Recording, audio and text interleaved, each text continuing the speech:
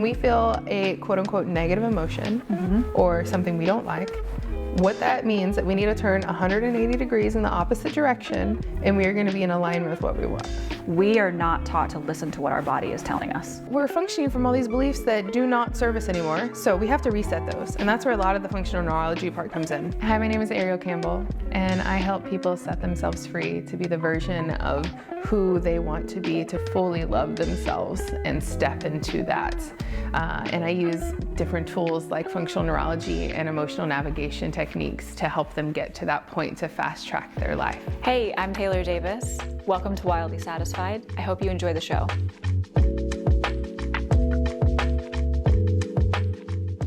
And we're back. I'm so excited for this second episode in this series with Ariel, all about functional neurology and how we are self-sabotaging, stressing out for reasons, but really no reason, and how we're holding ourselves back from really stepping into what our next level is. So we're actually going to start this episode again with those deep breaths. So It feels so yummy. I know, it feels so good. Let's take a deep breath in and just welcome yourself to this moment. Breathe in and let it go. Thanking yourself for being here right now. Thanks for being alive. Thanks for being in the room that you're in the car that you're in, wherever you're at listening to this. Take another deep breath in. And send some love out from your body. And shimmy, shimmy, shake, move your body if your body wants to move. There's a lot of knowledge that's going to come through today.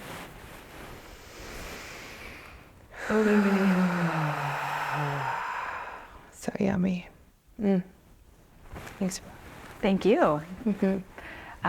Before we dive in, because this episode, if you watch the first one, we're laying a little bit of the foundation around what she does with functional neurology, as well as what she sees in terms of self-sabotage and what's really holding us back. And I'm excited for, obviously both, but with this, I love, because a lot of what I see online is that people talk about these things, but they don't fully dive into, well, what the hell is this? And what does it look like? And what do you mean brain mapping, body organs? Like, there's so much nuance into what you do, and there's so much like cloudiness online of like, oh, well, it's just like a meditation. It's like, no, that's not what it is. And so I want to get into the specifics and into the details of what you do. And then for anyone who is excited to actually see a full session, and there's some other bonuses, you can subscribe and get access to those. You'll see a private session with me in the bonus. So feel free to drop into the show notes below, and you'll be able to actually sign up for that. So we're going to dive a little bit more into the functional neurology aspect of things. And if you would just like to introduce yourself again for those who haven't listened to the first one. My name is Ariel, and I do functional neurology and emotional navigation. So I really help people close trauma loops that are keeping them stuck. So functional neurology is basically how neurology functions in the physical body. And we can get a little science and heady for a minute. Yeah. Your body at all points in time, unconsciously, is looking for safety. It has these receptors all over the whole entire body. You have over 17,000 just in your hands. Wow. In the whole entire body, there's millions. And each one of these receptors are going up the spinal column and terminating in the brain, meaning ending in the brain, that is telling the brain, am I safe or not? So your body's ability to perceive that it's cold, that it's hot, vibration, the difference between a mosquito bite and a punch, all those things are all of these receptors in the body. There's also receptors that respond specifically to the limbic system, or how the brain processes emotions. And what I found in my work in the last 12 years of research and practical work is that the hierarchy of importance for survival, and not survival like Maslow's hierarchy of needs, more with survival for safety in the physical moment. So if someone has body pain, or something else that showed up in any kind of dis-ease, okay? You'll go to lots of different modalities that are awesome. I love them all. Massage therapy, chiropractic, acupuncture, cranial sacral, talk therapy, whatever the thing is. And what we're doing is looking at the point of pain. That's the point of pain. And there's actually a whole hierarchy of importance. Number one being the limbic system, how the brain processes emotions. Okay. So if we can tap into how the brain is processing emotions, it will trickle down. It's a top-down effect, and it will trickle down. And I've seen people, I fixed scoliosis in 30 minutes once. I've seen people, even myself, healing my body from cancerous cells being present in my body. There was a bug. That's okay. I love it. Very serious. It just made me not be serious anymore. That's okay. It's good. I need it. There's so many things that are showing up in the physical body that if we really figure out how the brain is talking to the body and we can reset those receptor dysfunctions, the body can have a new response. It's like the foundation of it all. And what I found is that the brain, the physical body is receiving information. The brain is doing the same thing, right? So what sets my work apart from a lot of other styles of work is that we are talking specifically to the body. We can figure out which hemisphere the trauma is stored on. We can figure out if it's something that how the brain stored it, right? Because that's what it's about. It's not about the trauma specifically. We're going to call it trauma. We could call it anything. The experience that was too much, too fast, too soon for your nervous system. I don't really like the word trauma, but we'll put it there.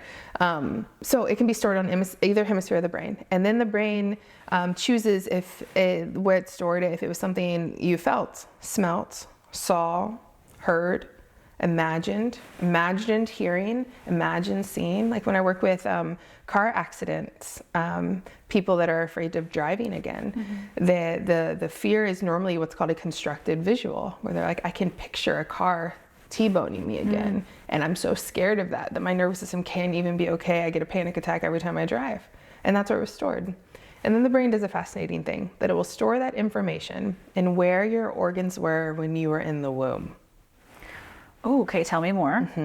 So they have dissected a fetus and found Jesus, okay.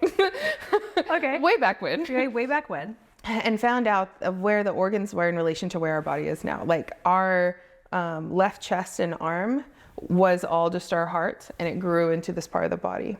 Our lungs were where our shoulders are now, and that grew down into the lungs.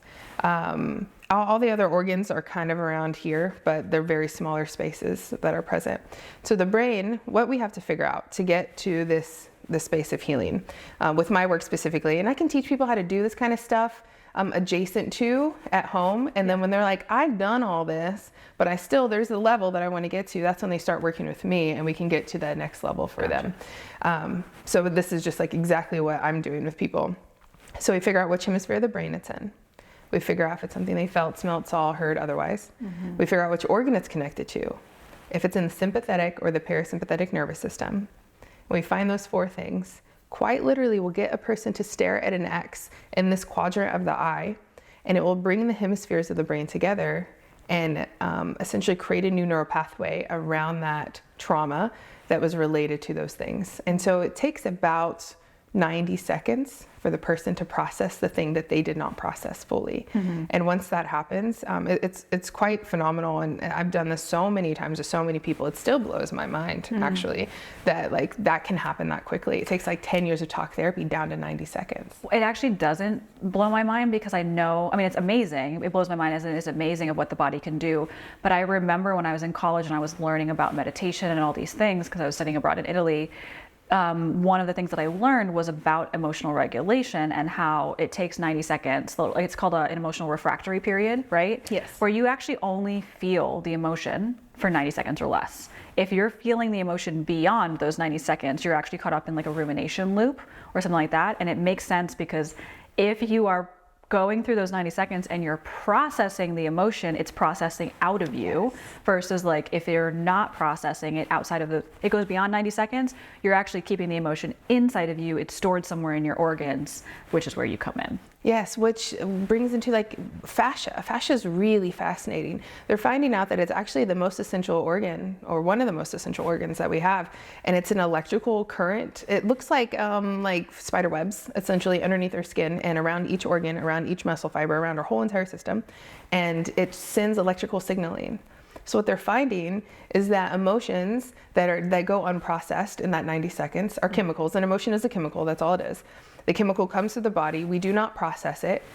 it gets stored in the fascial tissue and it makes an adhesion. So it'll make a knot in a shoulder. It'll make gut dysbiosis. It will make knee pain. Acne on the face. Acne on the face. And then those things, and especially if somebody already has a space that they've had trauma, like physical trauma, like a car accident, fell on their tailbone, whatever, the body finds that as a space that like, that can hold it. So it stores all the stuff there. So someone comes in with like all of this back issue, back pain, not only do I look where the chakra is located, but I also look at what traumas have happened and why the body has stored everything there. As you were describing this, the visual that came to me was, it's kind of like if you look at the earth, and the earth is the body, right? Let's just go into like, Love it. But then you have all of these electrical lines that we've set up all around the earth, right? We have the towers and the lines for phones and everything, and that's the electrical currents, that's fascia that it's going through. And it's like, okay, well, all of this electricity is moving through all of these lines for phone and for internet and everything that we have. But if something, let's say one of them is disturbed or broken or whatever it is, you're gonna see the electricity go through and then it pop and blow. And it's like, cool, that's where the divot was. That's where the wound was, whatever it was, where it's like, oh, we can store it here, cool. And in it goes. Because it reminded me on such a bigger level. I'm like, oh, if you have not seen this, we can't be friends. Have you ever seen The Matrix? Yes. Okay, thank God, because some people I know have not. So when you finally see the machine city, the first thing that you see, there's the entire world, and then there's the city, and then there's the like electrical currents that are going over it. And that was like the first thing I saw when you were describing this. But in the body, that's what it is, all underneath your skin. Yeah. Okay, that's amazing. I love diving into this because, and this is another episode series that we'll have.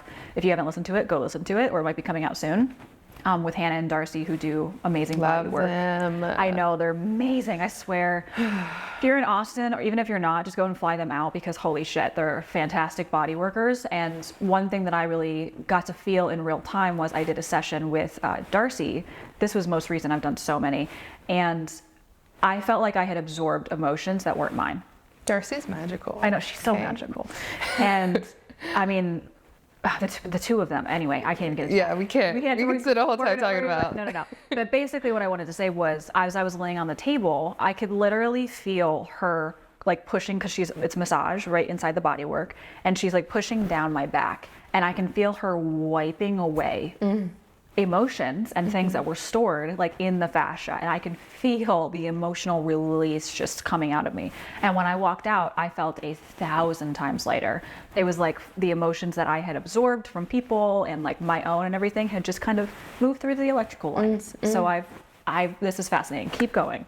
And like, honestly, I have to say this because it's like I had to go through functional neurology to find the woo. It's like I had to go through the science to understand what the fuck is actually happening in our bodies.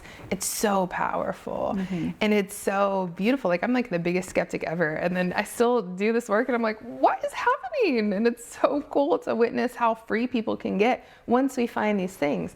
So when we actually find the trauma, trauma that the person is experiencing, and we figure out the connection to it, it takes 90 seconds. The body will process it, and that will look like, it can look like anything. It can look like someone blinking a lot. It can look like someone being completely still. It can look like someone getting angry. It can look like someone screaming. It can look like someone crying. It can look like one tear coming off the face. It looks like a plethora of stuff considering what their experience was or what the trauma was. Nausea? I know, yeah.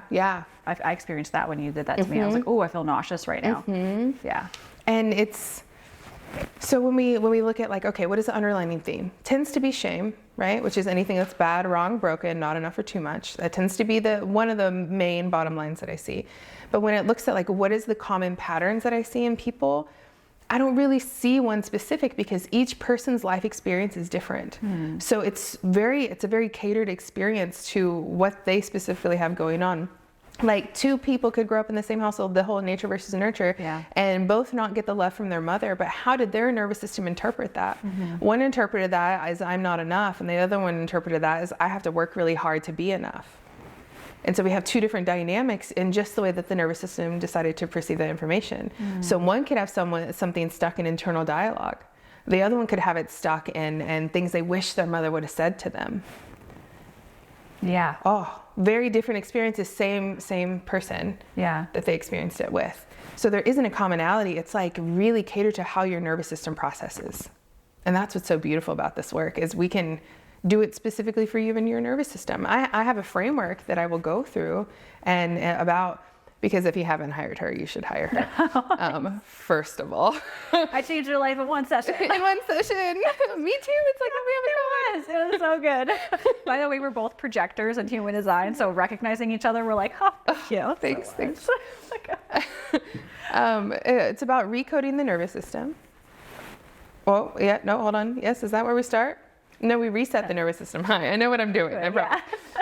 We reset the nervous system. So we're clearing stuff from past traumas or past life experiences that are not serving the person anymore. Like, we're not 13 anymore. We're not 8 anymore. We're not these kids. We're not these young 20-year-olds. We've had these life experiences that we're still living from these belief structures that are from back then. I found one the other day that I was functioning from a 13-year-old belief structure about trying to be cool like these people in school. I'm not 13, they're not 13, and that idea of cool is not the idea of cool that I like. Oh, so I still think about that in terms of like, I remember something a boy said to me, not even me directly, but like a friend, and they said something to me, and it still comes up in terms of like how I feel about myself. Remember that, and we'll do that in the bonus session. Okay. It has to do with, the term is nasty. Okay. Just FYI. You're like, oh, let me get to it. Oh, I want to right now, but you gotta wait. You gotta wait. And what's crazy, guys, is that in that bonus session, like here's the thing. Being the owner of the media company and having these conversations, I love being in a form of a wise leader, but you also get to see that I am human and she is human. Mm-hmm. And like, we get to go through these very human things together, and I'm not afraid to show that. So let's fucking go. Let's fucking go. Continue, because I want to, yes. So we're functioning from all these beliefs that do not serve us anymore. So we have to reset those. And that's where a lot of the functional neurology part comes in. Mm-hmm. And then we go into the recoding aspect. And so it's like, okay, what do I want to replace that with? If I don't like the things that were present and I realize that they're not mine, or they were mine, but I don't believe them anymore, what do I want to replace that with? Mm-hmm. And now we regulate the nervous system to the new beliefs that the person wants to feel.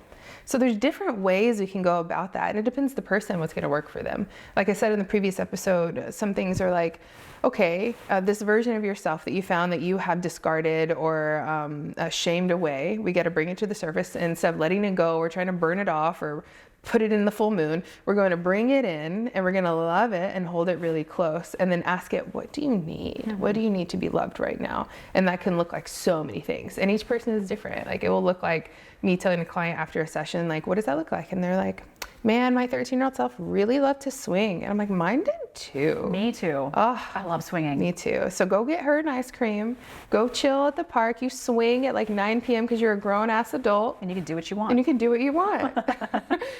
And love that 13-year-old version of self, right? Well, even when you did mine, it was about being seen. I remember that mm-hmm. that was part of it. Mm-hmm. And the 3 things that came up for me were speaking, like using my voice, frolicking, because I love a good frolic. Let's go take photos and pumpkin patches and stuff, which I'm doing, by the way, this month. And then travel, which I'm about to go to Bali. By the time this comes out, I'll have already been. But doing all 3 of those things is recoding and re-regulating my nervous system to be able to step into what's next. And I already feel like it, so continue. Yes. Yeah. And that's it. And then that's the work. So once we get through the reset, which is the hardest part, I think people really loving the parts of themselves that they believed were unlovable or that weren't worthy or that were dumb or stupid or not enough or a burden. Oh, God bless us all. All those pieces. Once we get through that part, then it gets fun. And then it's like, how can I regulate my nervous system to this good feeling? And that's where the self-sabotage takes place, because people don't know how to regulate their nervous system to that much money or that kind of love or that kind of ease. And so if we can get the nervous system to regulate to that, and what does that look like? Yes. That's also another bonus, because there's a different way of training the brain to do that. And we'll do that in like a little mini session. And also it's practicing, it's titrating the nervous system to that experience. So I had a client who, we'll go into it in a very generic way. There was someone in their family that violated their body when they were younger, and they've done all the therapy, they've done all the things, and they still around a person that's mirrors what that person looked like to them, comes up around them, their nervous system. They go into a sweat, they go into tightness, they can't be around that person, they have to leave, and they want to love this person, and the person's already asked for forgiveness, and they've had this whole dynamic, and so they come to me and they're like, I've been in all this therapy, I've done all this stuff, I've written the letter, I've talked to the I've done the whole things, Yeah. and I'm still, I can't figure this out. And once we healed that, processed that aspect of them, now it's like they were so scared. They're like, oh my gosh, it like instantly felt different. Like they went home, took their dog for a walk. Someone that met the same stature and general description of the person who violated their body walks up to them and asks them for something. And they're like, no, I don't have any. And then kept walking. And they were like, oh, my nervous system, I feel fine. And they called me and they were like, I don't know what to do now. What do I do now that I feel like this? And I'm like, you titrate the nervous system. You have a conversation with that person on the phone. And then you invite your environment in on it. That is the biggest key to success. Invite your environment in on your process. What do you mean by that? For instance, messaging him and saying, hey, I want to see you, but I'm nervous. I don't know if I can be in the room with you, but I want to try. Can we have a code word that if I need to leave, I want you to know it's not about you, it's about me. Mm-hmm. So that looks like maybe your body's flooded. Some people can't have words. If your body's too flooded, it's a sign. I can rub my hand on my chest and everybody knows I need to tap out for a moment. Yeah. Or I can be like purple banana, whatever the thing is that will help. We all know we have a what happens when protocol, essentially. Okay. That's like, okay, I'm going to try this with my nervous system. How close can I get? Can I get on the phone with you? I could do that. That was a little weird, but I did that. Can I be in the same room with you? So it's like pushing an edge, yes, but not falling off the edge, which is what I always say to people when you like, it's fine if you need to push it a little bit. In fact, I encourage that. It's like, okay, let's get on a phone call. Amazing. Let's get in a room. But it's not like, hey, the first time that I'm recalibrating my nervous system or whatever, it's not going to go, hey, I'm going to get one-on-one with you in close quarters and we're going to have this conversation. Like that might be too much for the nervous system. So yeah, exactly. Yeah. So this is why I think that people self-sabotage, is because they try to jump from point A to point B, not realizing that there's so many things in the way, that there's construction, that there's stalled cars, that there's a detour, there's all this stuff happening in the way. And they're like, then they get to point B and they're like, whoa, I wasn't ready for that. That was a lot of stuff I just had to fake move through. And so an example is like someone is like, I'm ready to start a morning routine and I'm going to wake up at 5 and then I'm going to meditate for 20 minutes and then I'm going to go for a walk and then I'm going to drink 35 ounces of water and then I'm going to do yoga. It's like they try to add all this shit on at once. Even meditation, like meditation, the only thing about meditation, the truth about meditation is about being present. That's all it is. That's it. It's not about not thinking thoughts. Nope. It's not about none of that. It's about thinking a thought and being like, oh, that was a thought. Okay. Letting it pass by like clouds. Yes, and just keep setting and being in it. You can meditate doing the dishes. It's all about being present. Can you be present, right? Yeah. So someone's like, oh, I can't meditate. Well, can you meditate for a minute? 30 seconds. And then titrate up. Now I'm going to do 5 minutes. Same thing with weight training. You can't go into the gym and just immediately leg press 400 pounds. No. I do now. I didn't start that way. Oh, girl. You go. I started out like 100 pounds and I was like, oh, okay. Right? So it's a titrating the nervous system. And people forget that. We do that in so many other ways, but we don't do that in our emotional regulation. Yeah. Oh, I feel like there's so many questions I have here, but I'm like, what do I want to focus on? With the self-sabotage, because in this, like, there's a lot of burnout that happens in the world. And for us, there's something you just said about, oh, well, you want to make that money, or you want to, it's whatever that point B is, right? You want to be the speaker on the stage, writing the book. I'm going to just keep using that since we've used it so much. Yeah. So great, but you might get there, be like, oh my God, I'm here, but then your nervous system can't handle it, and then you backtrack, which happens a lot to people. It's kind of like when you get the lottery money and then you blow it all because you physically, like, you can't actually hold it. But I feel like, you know, with burnout specifically, burnout is when we've gone too far. Yeah. Like the nervous system's wrecked, a raw nerve. And so it's like, yes, how can you navigate the stress before we get to the point of, oh my God, we're burned out and we have to recalibrate and come back from that. But with stress and us trying to get to that next level, because a lot of what this season is about and what this company is about is stepping into a new form of leadership where our nervous system is not wrecked all the time, where we are being a easeful, pleasurable way of life, right? And from what you're saying, what's the thing where what can they do basically between, okay, here's point A and point B, and I know that there's the 3 things that you do, right? Is there anything else in terms of that that's really helpful to actually, you said edging, is there anything else that they need to do in that time to actually like it calibrate to that new version? Or is it like, we'll see that in the bonus? I mean, you will see it in the bonus. But I like plugging that, it's fun. Yeah, me too. Yes, and it is to get to know yourself. That is how you know. We blow past our signaling all the time. I have many clients that they won't stop unless they're sick. Burned out? Burned out. Like they mentally can't or they physically can't. And it's because they've blown through their signaling. Because in our society, we're taught that we have to, harder, better, faster, stronger, more is not enough. Keep pushing. Ugh, when it's like, whoa, the exact opposite is actually true. Yeah. And if we learn our own nervous system, your body's giving you signs all day long. I have signs happening right now, and I can hear them and then be like, oh, that's nice. Thanks for telling me. This is a relationship. This is the one relationship you will have forever is to this body. And we spend so much time on the outside of us trying to get love and appreciation when what we're really looking for, like if you're looking for someone to love you, what you're really looking for is for you to love yourself. If you're looking for someone to accept you, what you're really looking for is for you to accept yourself. So if you see that, you're like, man, I really want this person to accept me. It's like, what part of me needs to be accepted? Can I accept that part of myself? Thank you for giving me that mirror. I appreciate that. Does that make sense? Oh, yeah, absolutely. When you said it, I was like, if you're looking, because it's a projector thing too, if you're looking to be recognized from someone else, how do we recognize ourselves? Yes. Same thing. Yeah. Okay. So it's about really learning your own nervous system and giving yourself permission to know your own nervous system. Yeah. I was on another call with a client. I do Zoom calls with clients as well, and those are fucking so fun and powerful. And he had abandoned himself when he was like 12 years old. And he was bullied and made fun of a lot in his childhood. He's a successful man, and he's navigating a divorce, and he's navigating changing businesses and his money being gone, and all these, everything is like up. And what it has to do with is that little 13-year-old boy that he abandoned, that wasn't good enough, that was stupid, that wasn't getting love.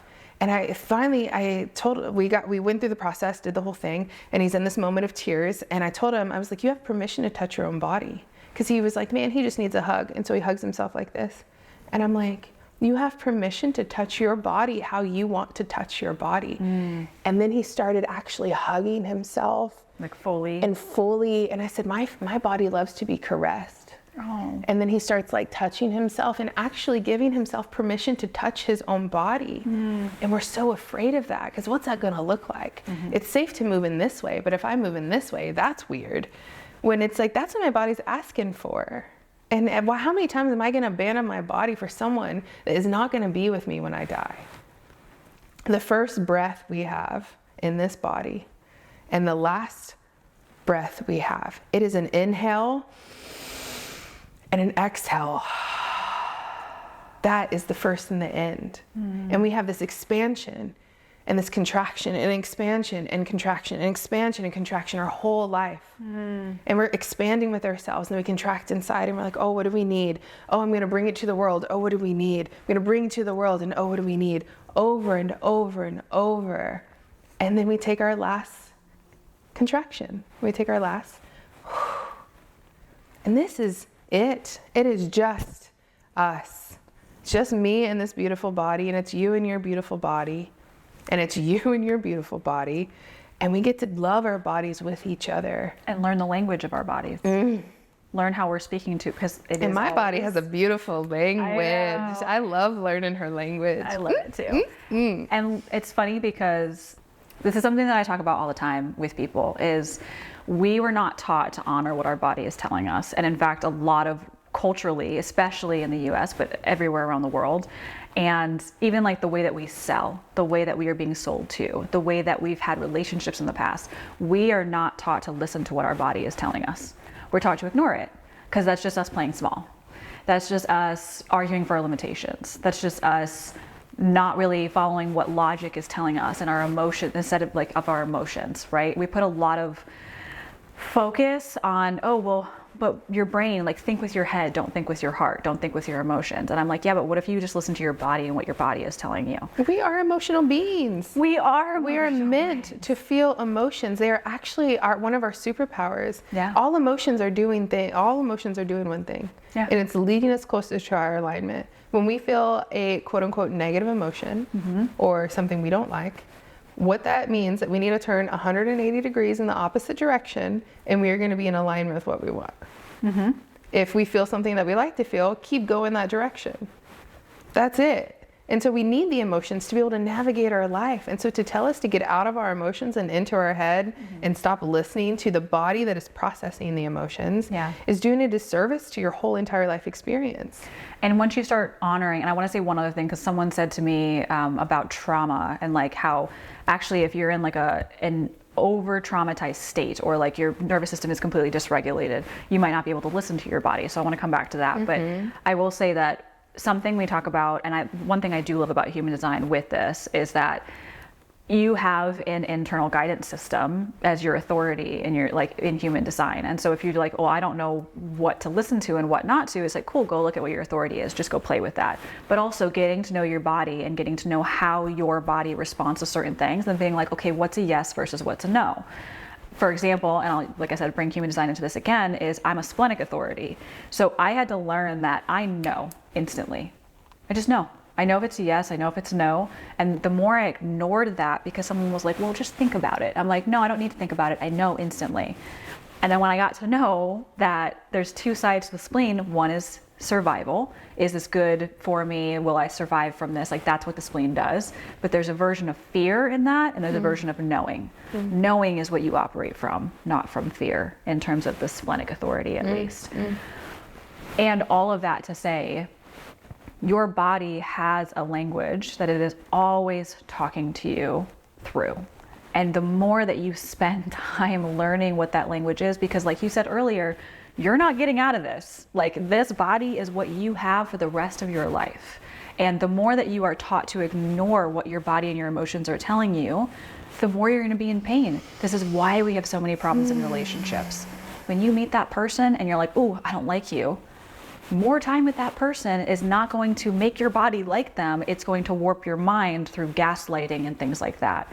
And so I don't ever want to demonize or villainize your mind, but I also want people to understand and to know this, and I feel like a lot of people do know this now, is that we've been conditioned a lot in the mind. But your body is always telling you when something's off. So please start listening to that and start letting that guide you in where you need to go.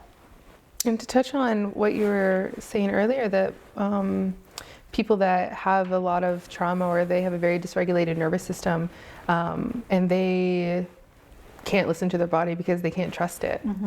That's it. You can't trust it. So how do we build trust with ourselves? That's the question. Yeah. How do I build trust with my body? Because I had to do that. I've been through so much shit, girl. Me too. that I didn't trust it. I don't know what it like it because it did not lead me into intuition versus instinct, right? Yeah. Like, it did not lead me into negative experiences, but I had negative experiences because I was not listening to the actual signals that were taking place. And so how do I build trust with my body? I say I'm going to do something and I do it. How do you build trust with your body? Is how you build trust with someone else. How do I build trust with you? Yep. I'm doing something in alignment with who I am, integrity. With my words. And with my words and with my actions. Yes, they match. It's honestly, what you're saying is like the purest form of integrity. Are you in integrity? And start relearning what your body is saying through that. Because then you'll know. Yeah, and I had the reason why that question had come up was because in one of the series, Lindsay and I, you have not met Lindsay, but she's absolutely amazing, really into human design as well. And we were talking about how your body is the all-intelligent vehicle, and it's like a self-driving Tesla. And I mentioned this in the last episode as well. And someone's like, and it's basically you just need to be the passenger and just let your body guide you where you're supposed to go and move through your life. And it's telling you, I don't like the terms right and wrong, but it's telling you when something's off or when you need to change directions or what feels good or what doesn't, that type of thing. And someone's response was, well, yeah, but if someone's dysregulated, like, they can't do that. So what about that, type of thing? And I'm like, this is where you get to learn to trust that. And when the body, it's not good or bad. What's happening is, what is your intention? Where are you trying to go? If my intention is to have a loving partnership, but I'm going to the club and meeting somebody, and my nervous system don't like that, my body's being like, no, girl, that's not what we're doing, because that's not my intention. And so our intentions can change constantly. And then it's figuring out, what do I have an intention for this experience? What is my intention for this moment? And how do I stay in integrity with that intention? If I want to start working out and eating more healthy, and then I eat fast food, which is not my reality at all, but I'm just saying, if that is a thing, that is not living in integrity. So I'm not building trust within myself, and then I'm not building a relationship with my body the way that I said I wanted to. And so what is my intention? My intention is to feel comfortable when I get down, if that was my reality, right? What is my intention? If I'm not doing the thing that I said I wanted to do, why am I not doing it? Because my intention internally is something completely different. What is my intention? It's to stay comfortable. Okay, what part of me wants to stay comfortable? The part that's scared is scared of whatever it is. And then it's like, okay, now I got to bring you in. Do you see the levels of what we're playing with? Yes, and literally on top of that, we talked about this in the last episode, there's the two parts that are like, this part actually wants to stay comfortable, even though this part's like, but no, we want to go be in a relationship. So it's seeing how those interact. Yes. That's amazing. As you were speaking, what I reminded me of was a story that actually I had been to the Condor Approach many times. And this time that I went, it was my first time speaking.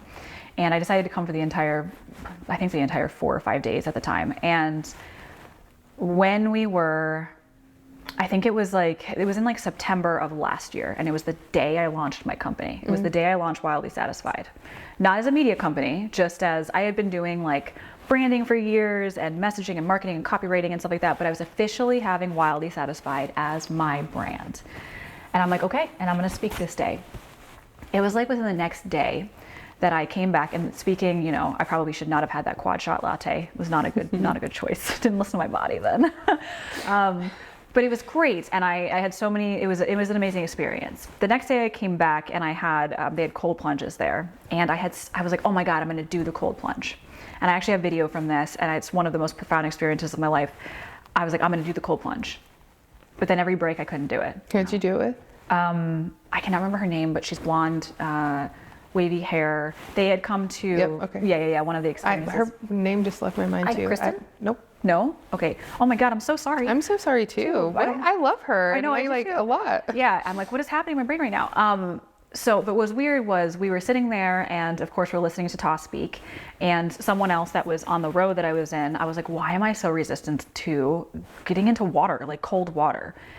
And this person speaks up and basically is like, well, the cold reminds me of something, and she starts going into this, and I'm sitting there at the desk watching this happen, and Todd looked at me at one point because I think he could see what was happening, and I'm just crying. I start crying because as she was talking about the cold, my body goes, oh my God, and it started making all these connections. I don't want to get into this cold water because it reminds me of the hospital. I was always cold in the hospital. Growing up, when I was cold in the hospital, I was on display and getting picked at and poked and prodded, and all these people were touching me without my consent, and I was just on display for everyone. I was never safe, and as they were experimenting and playing and practicing, because I'm like practicing medicine on me with the best intentions, my body was also being violated against my will. And all these things came into connection.